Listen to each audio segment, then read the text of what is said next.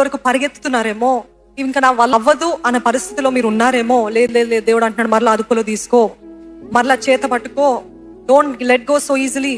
Don't let go of your job, don't let go of your marriage, don't let go of your kids, don't let go. అంత సులభంగా వదిలిపెట్టద్దు.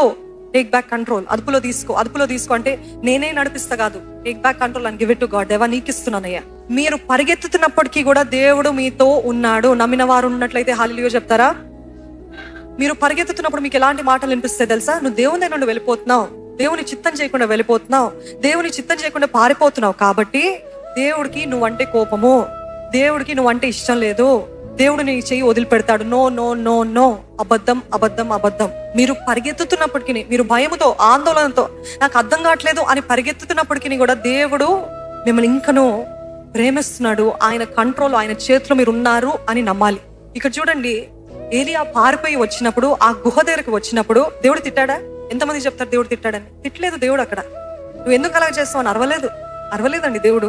ఈరోజు మనం అనుకుంటూ ఉంటాము, నేను పాపం చేస్తాను కాబట్టి దేవుడు తిడుతున్నాడు, దేవుడు తిడతాడు, దేవుడు నన్ను కొడతాడు, దేవుడు కొడతాడు అని. వెంటనే కాదు, మీరు నొప్పిలో ఉంటే ఇంకా కొట్టాడు దేవుడు. అర్థమవుతుందా? అనుభవపూర్వకంగా చెప్తున్నా. మీరు నొప్పిలో ఉంటే కొట్టాడు, మెల్లమెల్లగా క్రమక్రమంగా మనల్ని కరెక్ట్ చేస్తాడు. కానీ వెంటనే దెబ్బ. ఆల్రెడీ మీరు నొప్పిలో ఉన్నారు, ఆల్రెడీ మీరు వేదంతో నిరాశలో ఉన్నారు, కృంగుదల్లో ఉన్నారు. అట్లాంటి పరిస్థితుల్లో దేవుడు వచ్చి మరలా ఆగైంది నీకు చెప్పే దేవుడు కాదండి.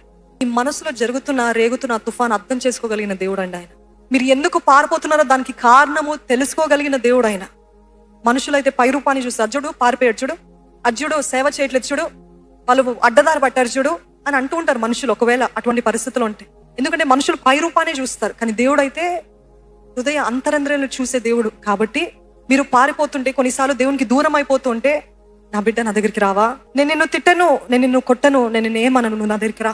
I know why you're running. నువ్వు గిల్ట్ తోటి ఉరుకుతున్నావు, పరిగెత్తుతున్నావు, నువ్వు అపరాధ భావంతో నేనేం చేయలేను అనే బాధతోటి నువ్వు పారిపోతున్నావు. నేను నిన్ను తిట్టను అని చెప్పి సహకారాన్ని పంపిస్తాడు, సహాయం చేసేవాడిని పంపిస్తాడు. సూపర్ న్యాచురల్ మీల్ ఇచ్చాడండి దేవుడు అక్కడ.